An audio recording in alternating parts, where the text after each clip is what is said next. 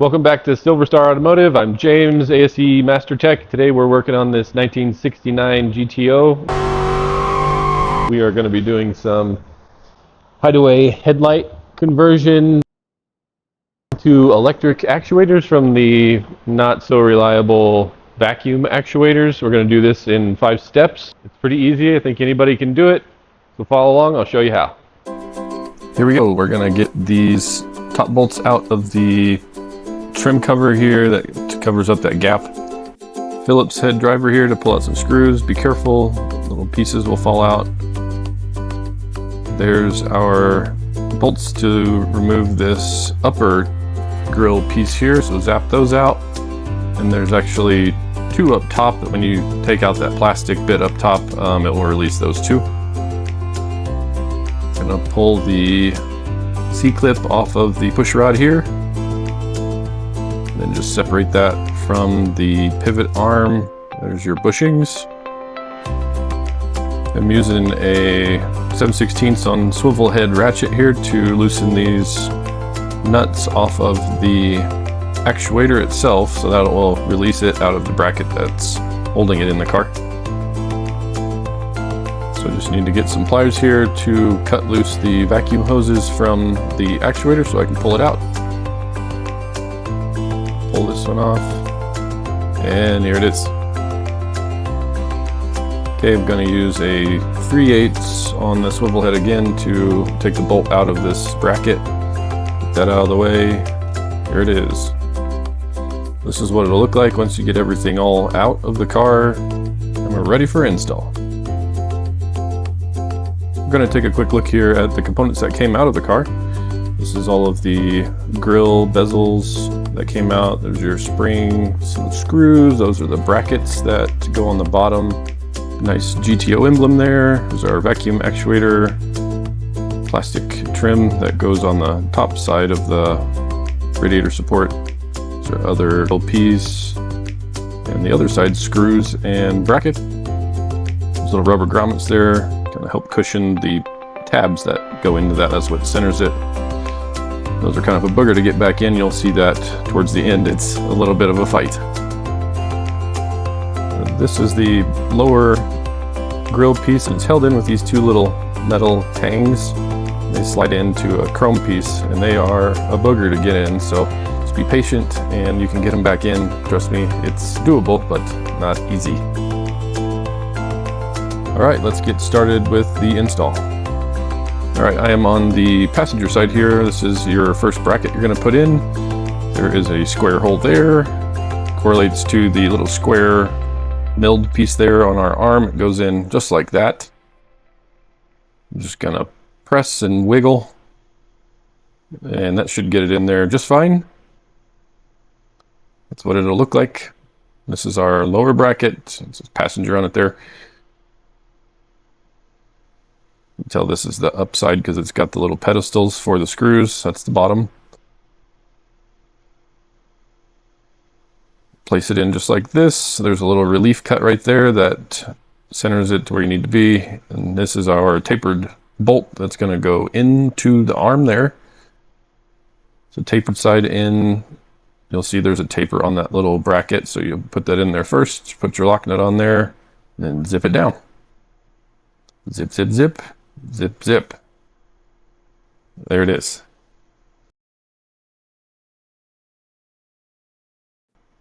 All right, we're going to get started with bolting in this bottom bracket here. So there's 2 Allen head screws. Use a little blue thread locker on there so it doesn't vibrate loose. It might be a little bit too much, but hey, it won't come out. Just hand thread those in there first. I'm going to come back with my swivel head and an Allen socket. Make this easy. Go in from the bottom. There's a room without those grill pieces in there, and tighten them up. These are our pivot pins that go into the actuator. So I'm going to place the actuator in and thread in the top pivot bolt, and then put some blue thread locker on the lower one. Thread it in by hand. Cinch everything down with our Allen key. Get them good and snug. Don't want those coming out. Nice. We are installed. ready to move on to the other side. First things first, we're gonna mock up the control boxes and get those mounted. So I'm gonna put mine right here. This is them all mounted up. Now over to the driver's side, pull my C-clip off there, disconnect the actuator rod from the arm, pull out that big spring, loosen up the nuts that hold the actuator into its bracket. Okay, got that loose. I'm just gonna start working it out of there. Got my hoses cut already, so I can just pull it on out. I can pull this little bracket off of the factory arm. Get that out of the way. I'm gonna open up my package of billet machined brackets here. They're really nice, excellent quality. The pouches have the necessary hardware inside of them, so make sure you don't drop them when you pull it out of the bag. These are threaded into the bracket, so don't have to worry about that. Now, this is a driver's side one. I'm gonna make sure I get it in there right. There we go. So you can see that little relief is cut there. A little bit of blue thread blocker this time. And thread those in by hand. And snug them down. We're gonna move on to the pivot arm here. It's a driver's side one. Gonna index our square in there. Tapered side first, and then lock nut on the back. And zip them in. Actuator goes in next. Blue thread locker, top and bottom. Big pin goes up top. Thread those in by hand. There we go. Let's cinch them down with the Allen key. And that is ready to rock. So we're going to take our harness here, plug it into the control box. I decided to use a zip tie to zip tie down the cable to the factory bracket, so kind of holds it down out of view and just keeps it from bouncing around. Not too tight though, because you don't want it to pinch the wires. So I've got some split loom here to help cover up my wiring and protect it. So I'm going to feed that up the harness that goes over to the control boxes. And I've decided to not run my signal wires from the headlights themselves. I'm going to run it from a switch inside the car. But I'm going to run both harnesses together in this loom so I can run it around the radiator and up by the battery. I've got my loom all put together here, so I'm going to cut off my excess sheathing. Probably could have used some sharper tools there, but anyway, got this all put together there. So I'm going to run it right through this area, up the side of the radiator right here.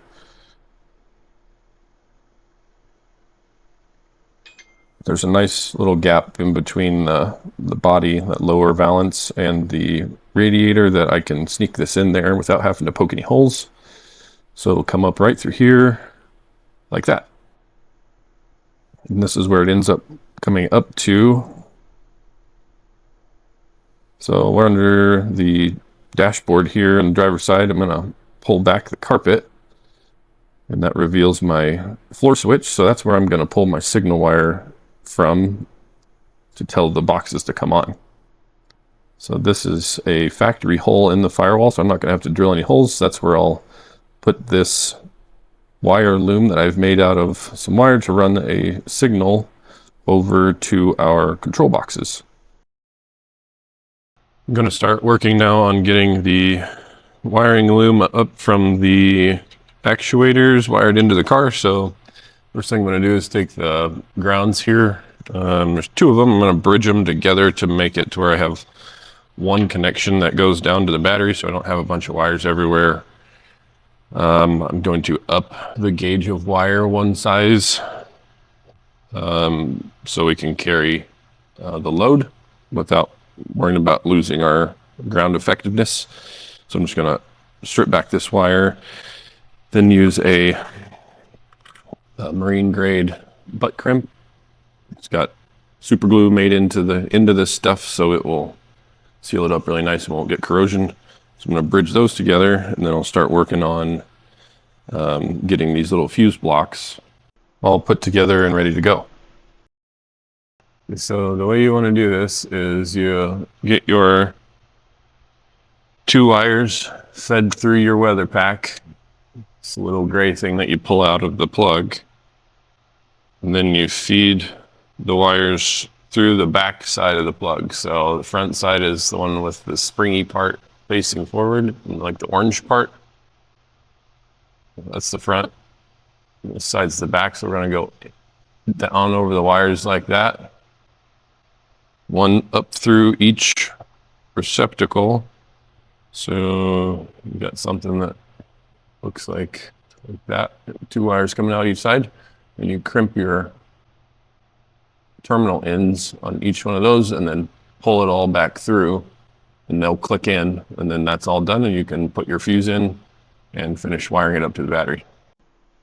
I'm just gonna pull my connector down into the plug and push it in till it clicks with a little flathead screwdriver here. Click, click, give it a tug, make sure it's solid. It looks good. So I've got them both built and taped together kind of in the direction I want them, and I'm going to bridge both of these wires that go to the battery together. Give that a tug, make sure it's tight, and I've got a larger piece of wire so the gauge went up so I can carry more load without worrying about burning up my wire. So I've got myself a length of that there. I'm going to use my little torch here to melt my heat shrink around it, seal it up. And I've got some wire loom tape. It's kind of a fabric tape. It looks really nice and does a good job of keeping your wire loom all together. I'm gonna spin this tape all the way up my wire so it blends in better with the rest of the car and you can't see it.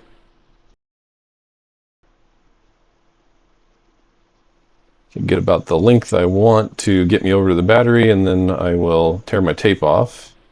I'm gonna heat shrink all of my connectors down. That's my ground. And tape it up and make sure everything looks nice and you can't see all these different color wires everywhere. Taking my signal wire now, and I'm going to cut those back because I'm going to bridge them together and up the wire gauge as well to go into the cab to pull signal off of the floor switch. Another one of my marine grade connectors there, a little too much wire, so I'll crimp that back and get that on there nice and snug. Same thing with the other signal wire. So the yellow and white ones are the signal wires that we need for high and low. It will describe that in the directions with the kit and tell you which one goes where. I used a voltmeter on this floor switch to figure out which one of my wires was high and low beam. So you just click it, go check which one changes, see which wire goes where. Some more of my tape here and tape this all up. Make it look nice. It's going right over about where I want it to tie into the loom that I pulled through the firewall. So here's my harness all put together. It's ready to be mounted. I'm going to screw it to the edge of the fan shroud. You'll see that at the end of the video once I get everything in, how that looks. I thought it was a nice place to be able to access the fuses.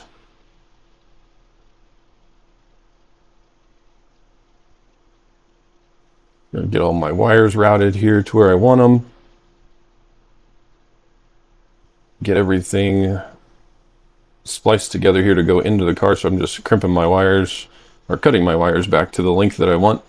I'm stripping off the insulation using a couple of our marine grade crimps and crimping the wire together and then heat shrinking it. And then I will run my split loom over that part of the harness and tuck it up under the wiring that's running there on the fender. So here are those neato little splices that come in the kit, and I've got it spliced into my harness that goes up to the control boxes. It looks really good.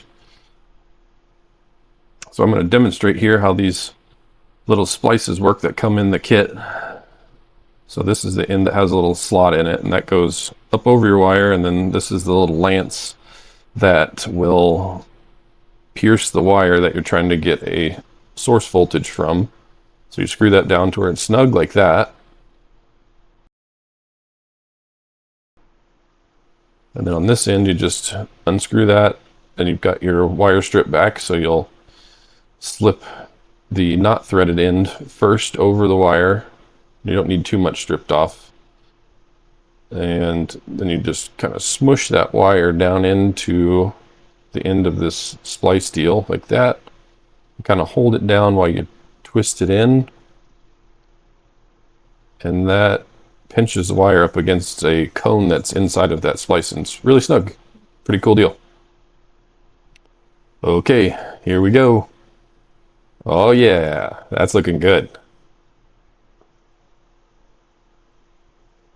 Really smooth. Dig it. That is wonderful. Here's a close-up view of driver's side operating. Takes a couple seconds for them to come up, and there they are. Really neat system. Can't hear it. It's totally quiet. And we need to do some adjustment on this one, so I'll show you how to do that next. So you take your top pivot pin out of the pivot arm and out of the actuator.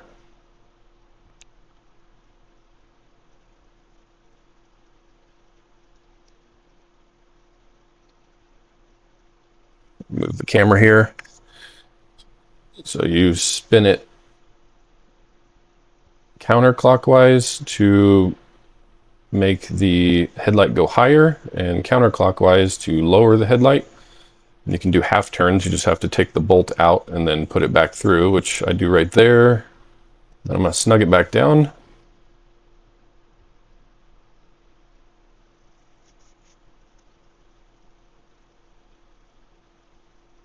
Hold on to it while you're tightening it so it doesn't hurt anything.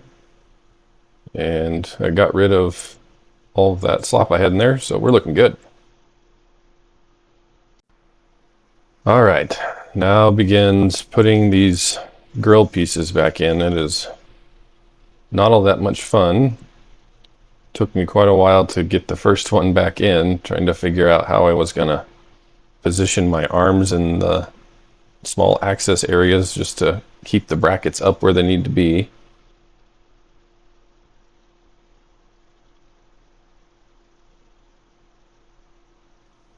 So once you get that first one threaded in, it starts going a little smoother.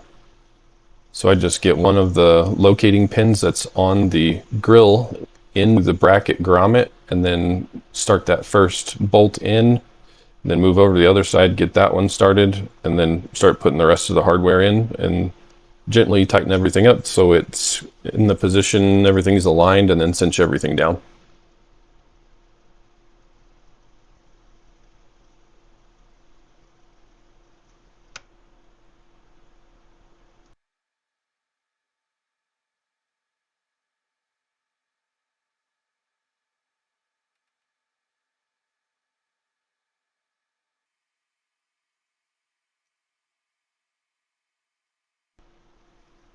So we're moving right along on getting the passenger side all put back together. Went a little faster because I kind of got a system in my head on the driver's side one, so this went a little better. And I kind of noticed there I've got a little bit more play than I want. I'm going to fix that after I get everything tested. I can do that without pulling the grill piece out. You just go in through the top and undo the bolt. So who's ready for the big reveal? So you pull your headlight knob out, and there they are. Push it in. Up they go. I am extremely pleased with the kit. It's made by Retro-Electro. I will leave a link down in the description. You can get a kit of your own.